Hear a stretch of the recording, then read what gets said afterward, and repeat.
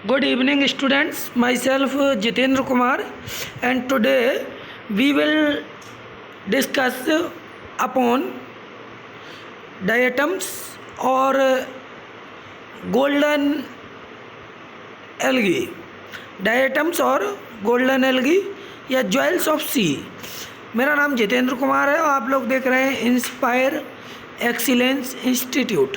ठीक है, और आज हम जिस विषय पे डिस्कस करेंगे उस विषय का नाम है डायटम्स, गोल्डन एल्गी यानी ब्राउन एल्गी या भूरे शैवाल, और ज्वेल्स ऑफ सी। ठीक है, ज्वेल्स ऑफ सी इनको कहते हैं। तो मैं शुरू करूं इसके पहले आप सभी से मेरा विनम्र अनुरोध है कि आप हमारे चैनल इंस्पायर एक्सीलेंस इंस्टीट्यूट को अधिक से अधिक संख्या में सब्सक्राइब करें,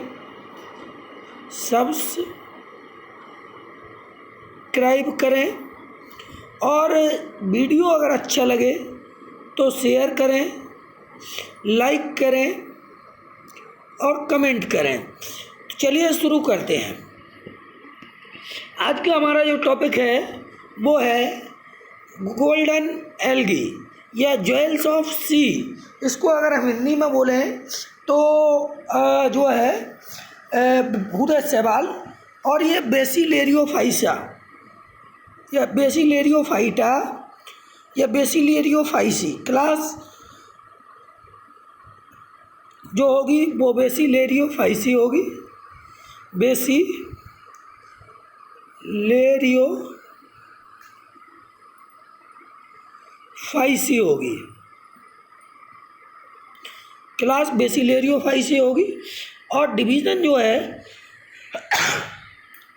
वो बेसिलेरियोफाइटा, डिवीज़न बेसिलेरियोफाइटा से बिलोंग करते हैं भूरे शैवाल। इनको डायटम्स भी कहते हैं।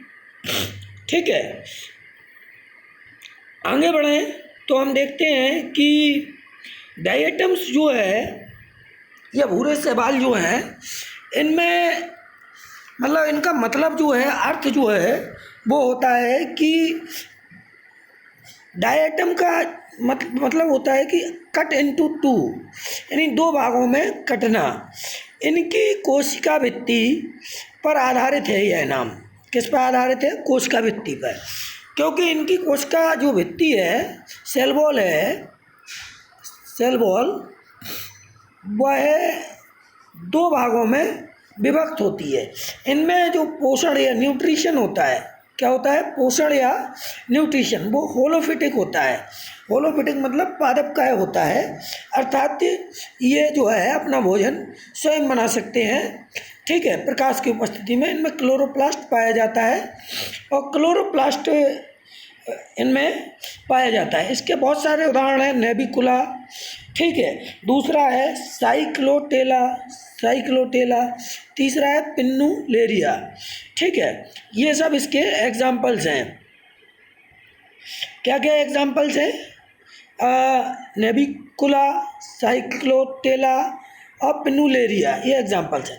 अब हम बात करें इसके स्ट्रक्चर की, तो दे हैव डिफरेंट शेप्ड, मतलब कि ये विभिन्न आकृति के होते हैं, विभिन्न शेप के होते हैं, जैसे कि सर्कुलर यानी गोलाकार, रेक्टेंगुलर यानी कि आयताकार, ट्राइएंगुलर यानी त्रिभुजाकार, और इलोंगेटेड यानी लंबवत। ये इतने तरह के आकार के होते हैं। इसके आगे अगर हम बात करें, आगे बढ़ते हैं तो हम देखते हैं कि ये जो है सेल वॉल इनकी जो है वो बनी होती है सेलुलोज की, लेकिन इसमें सिलिका की मात्रा या सिलिका के जो कण होते हैं वो सेल वॉल में धसे रहते हैं, एम्बेडेड रहते हैं, धसे हुए रहते हैं, और इसलिए इसको हम सिलिका युक्त सेल वॉल को सेल SHELL सेल और या फ्रस्ट्यूल कहते हैं। सेल या फ्रस्ट्यूल कहते हैं। क्या कहते हैं? सेल या फ्रस्ट्यूल कहते हैं। किसको? सेल वॉल को, डायटम्स की सेल वॉल को सेल या फ्रस्ट्यूल कहते हैं। आगे जब हम बढ़ते हैं तो हम देखते हैं कि जो सेल वॉल होती है वो दो भागों में विभाजित होती है, इन दो भागों से मिलकर बनी होती है।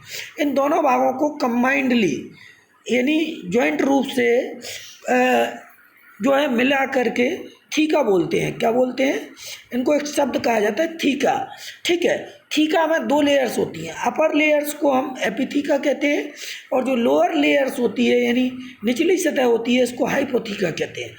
इन दोनों लेयर्स को, एपिथीका और हाइपोथीका को जोड़ने वाली जो लेयर्स होती है उसे गर्डिल कहते हैं। क्या कहते हैं? गर्डिल। ठीक है, आगे बढ़ते हैं। आगे जब हम बढ़ते हैं तो हम देखते हैं कि cell wall is hard due to presence of silica. मतलब सिलिका की उपस्थिति के कारण ये जो सेल वॉल होती है ये कठोर होती है, हार्ड होती है। ठीक है, और अभी हम बता ही चुके हैं कि सेल वॉल जो है 2 हाफ से मिलकर बनी होती है। Cell wall made up of 2 halves. ठीक है, और कंबाइंडली यानी इन दोनों को मिला करके थीका कहते हैं। और थीका 2 लेयर सा बना होता है। जो ऊपरी लेयर यानी अपर लेयर होती है उसको एपिथीका कहते हैं और जो लोअर लेयर यानी निचली सतह होती है इसको हाइपोथीका कहते हैं। हाइपोथीका और एपिथीका को जोड़ने वाली जो एक जॉइंट होता है उसको गर्डिल कहते हैं। ठीक है, इसके बाद हमने पढ़ा कि सेल वॉल हार्ड होती है, वो सिलिका की उपस्थिति के कारण होती है। इसीलिए क्या होता है कि जब ये डायटम्स मतलब मृत हो जाते हैं, नष्ट हो तो मतलब ख़त्म हो जाते हैं, इनकी मृत्यु हो जाती है डायटम्स की, तो इसके बाद भी जो इनकी सेल वॉल होती है वो नष्ट नहीं होती है। सेल वॉल डजंट डिस्ट्रॉय, मतलब after the death of diatoms, इनकी मृत्यु के उपरांत भी इनकी जो सेल वॉल है उसकी वो डिस्ट्रॉय नहीं होती है।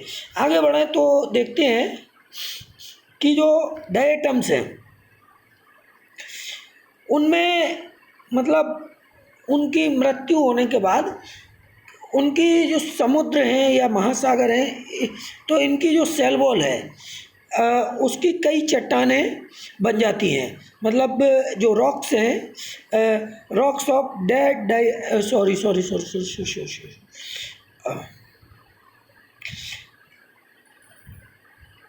डायटमाइट या डायटोमियस अर्थ या किसलगर, ये तीनों शब्द एक ही हैं।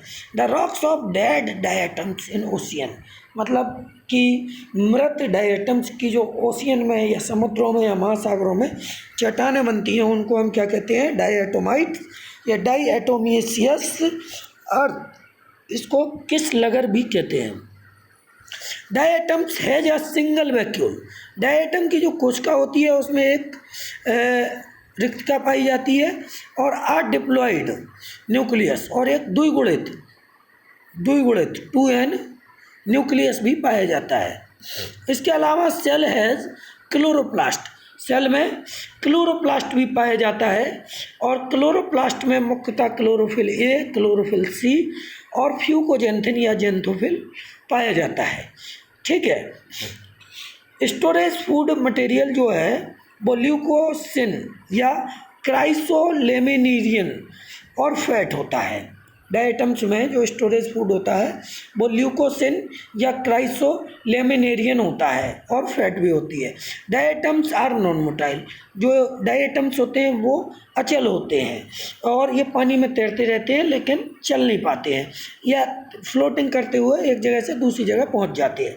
रिप्रोडक्शन की अगर हम बात करें तो डायटम्स में ये सेक्सुअली अलैंगिक जनन मुख्यतः बाइनरी फिजन या द्विखंडी विभाजन के द्वारा होता है। सेक्सुअल रिप्रोडक्शन गैमेटिक मियोसिस के द्वारा होता है।